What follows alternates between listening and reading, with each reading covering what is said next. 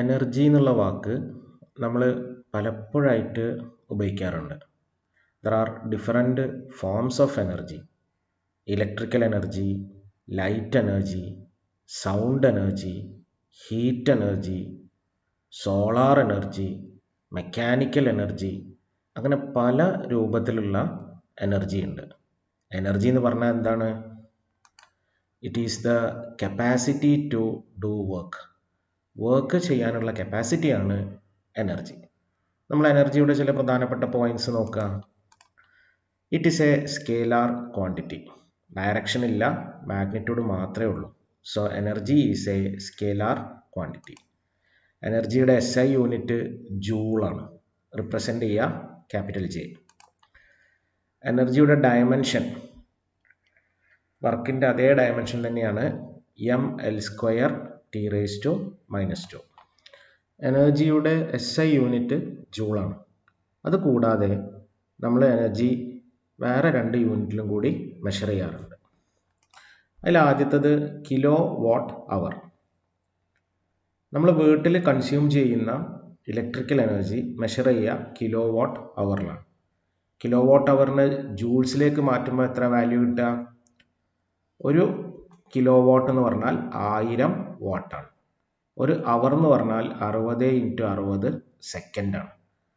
അപ്പോൾ ഒരു kilo watt എന്ന് പറഞ്ഞാൽ 1000 × 60 × 60 എന്ന് പറയുമ്പോൾ 3.6 × 10⁻⁶ ജൂൾസ് ആണ്. എനർജിയുടെ വേറൊരു യൂണിറ്റ് ഇലക്ട്രോൺ വോൾട്ട്. ആറ്റത്തിൻ്റെയും ന്യൂക്ലിയസിൻ്റെയും ഒക്കെ എനർജി നമ്മൾ റിപ്രസെൻ്റ് ചെയ്യുക ഇലക്ട്രോൺ വോൾട്ടിലാണ്. ഇലക്ട്രോൺ വോൾട്ടിനെ എങ്ങനെയാണ് SI യൂണിറ്റിലേക്ക് മാറ്റുക? 1 ഇലക്ട്രോൺ വോൾട്ട് ഈക്വൽസ് 1.6 × 10⁻⁹ ജൂൾസ്. നമുക്ക് ഈ ചാപ്റ്ററിൽ പഠിക്കാനുള്ളത് മെക്കാനിക്കൽ എനർജിയാണ്. Mechanical energy is divided into 2. ഒന്ന് കൈനറ്റിക് എനർജി, 2 പൊട്ടൻഷ്യൽ എനർജി. നമ്മൾ ആദ്യം കൈനറ്റിക് എനർജി എന്താണെന്ന് നോക്കുക. Kinetic energy is the energy possessed by a moving body. Move ചെയ്യുന്ന ബോഡികൾക്ക് മാത്രമുള്ള എനർജിയാണ് kinetic energy. We are going to derive an expression for kinetic energy. You consider a body of mass m at rest. ആ body റെസ്റ്റിലാണ്. അതുകൊണ്ട് അതിൻ്റെ initial velocity u എന്താണ്? 0 ആണ്. When a force F acts on it, the velocity changes to v. ഞാൻ ആ ബോഡിയുടെ മുകളിൽ ഒരു ഫോഴ്സ് F കൊടുത്തു, ആ ബോഡി മൂവ് ചെയ്യാൻ തുടങ്ങും. മൂവ് ചെയ്യുമ്പം അതിൻ്റെ വെലോസിറ്റി v ആണ്. അപ്പോൾ ആദ്യം ആ ബോഡിയുടെ വെലോസിറ്റി u 0 ആയിരുന്നു, കാരണം ബോഡി റെസ്റ്റിലാണ്. ഒരു ഫോഴ്സ് F കൊടുത്തപ്പം അതിൻ്റെ വെലോസിറ്റി എന്തായി? അത് മൂവ് ചെയ്യാൻ തുടങ്ങി വിത്ത് എ വെലോസിറ്റി v. നമ്മൾ ഇക്വേഷൻ ഓഫ് മോഷൻ ഒന്ന് എഴുതി നോക്കുക. v² = u² + 2as. u 0 അല്ലേ? ബോഡി റെസ്റ്റിലായിരുന്നു, ഇപ്പോൾ u 0 ആണ്. അപ്പോൾ v² = 2as എന്ന് വരും. s = v² / 2a. ആ ബോഡിയെ മൂവ് ചെയ്യിക്കാൻ എത്ര വർക്ക് ചെയ്തു? വർക്ക് എങ്ങനെയാണ് കാണുക? Work done equals force into displacement എന്നാലേ.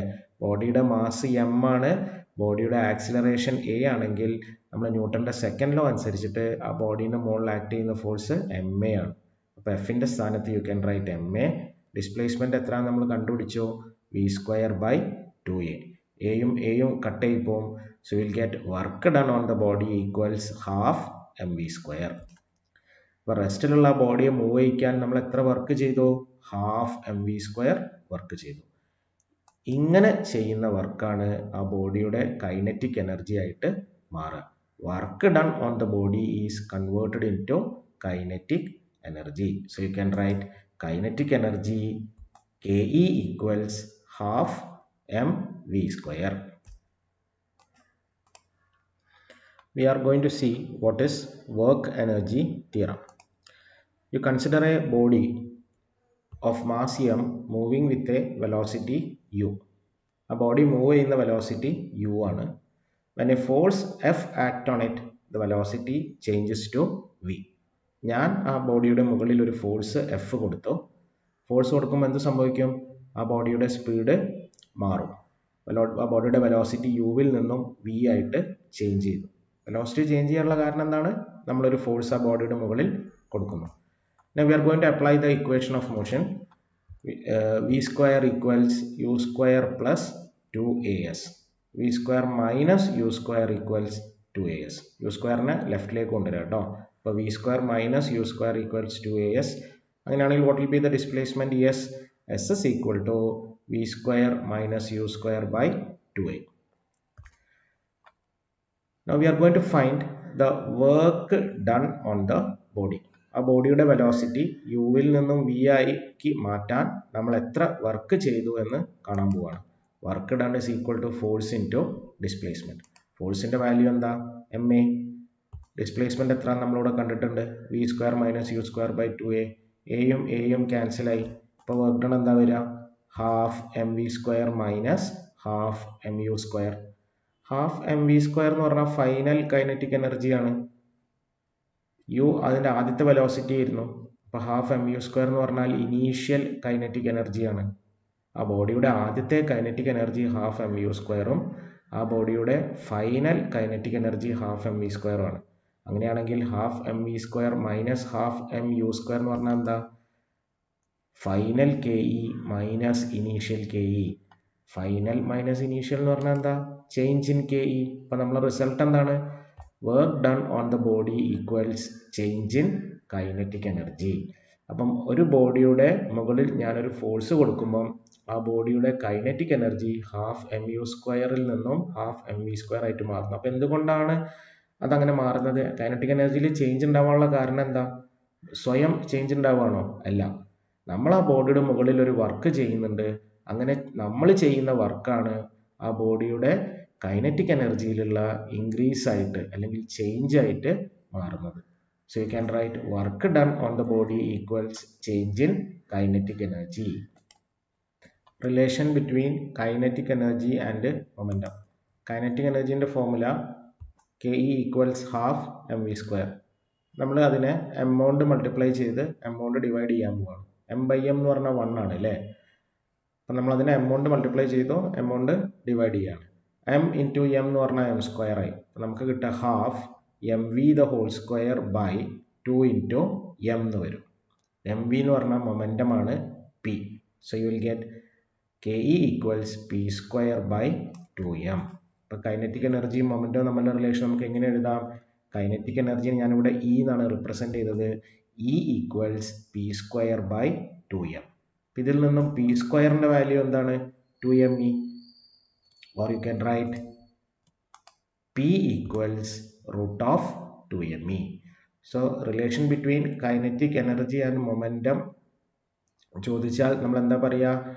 Kinetic energy E equals P square by 2m അല്ലെങ്കിൽ momentum P equals root of 2me.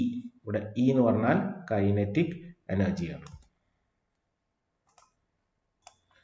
The speed of a moving body of mass 50 kg increases from 2 meter per second to 4 meter per second. The question, how much force is required if the velocity changes in 0.2 second? രണ്ടാമത്തെ question, what is the work done? ബോഡീൻ്റെ mass തന്നിട്ടുണ്ട് 50 kg. Initial velocity u is equal to 2 meter per second. Final velocity v is equal to 4 meter per second. Velocity change ചെയ്യുന്ന സമയം t തന്നിട്ടുണ്ട് 0.2 second. What is the force? ഫോഴ്സിൻ്റെ formula F is equal to ma എന്നാണ്, അല്ലെങ്കിൽ F is equal to m into v minus u by t എന്നാണ്. അപ്പോൾ എമ്മും വിയും യുവും ടിയും തന്നിട്ടുണ്ട്. You can calculate force. നമുക്ക് കിട്ടുന്ന answer 500 newton. What is the work done? Work done is equal to change in kinetic energy എന്നാണ്. ചേഞ്ച് ഇൻ കൈനറ്റിക് എനർജി എന്ന് പറഞ്ഞാൽ half m v square minus half m u square ആണ്. അതിൽ എമ്മും വിയും യുവും നിങ്ങൾക്കറിയാം. അത് സബ്സ്റ്റിറ്റ്യൂട്ട് ചെയ്താൽ you will get the value 300 joules. A heavy body and light body have same momentum. Which one has greater Ke? Heavy mass കൂടിയ ബോഡിയും mass കുറഞ്ഞ ബോഡിക്കും ഒരേ മൊമെൻറ്റം ആണ്. ഏതിനാണ് കൂടുതൽ കൈനറ്റിക് എനർജി? ഇതാണ് ചോദ്യം. അപ്പോൾ കൈനറ്റിക് എനർജിയും മൊമെൻറ്റവും തമ്മിലുള്ള relation is equal to p²/2m. രണ്ട് ബോഡിക്ക് ഒരേ മൊമെൻറ്റമാണ്, അതായത് പി കോൺസ്റ്റൻ്റ് ആണ്. പി കോൺസ്റ്റൻ്റ് ആണെങ്കിൽ പിന്നെ കൈനറ്റിക് എനർജി എന്തിനാണ് ഡിപ്പെൻഡ് ചെയ്യുക? മാസിനെയാണ്. E proportional to 1/m. ഇതിൻ്റെ അർത്ഥം എന്താ? മാസ് കുറവാണെങ്കിൽ കൈനറ്റിക് എനർജി കൂടുതലായിരിക്കും.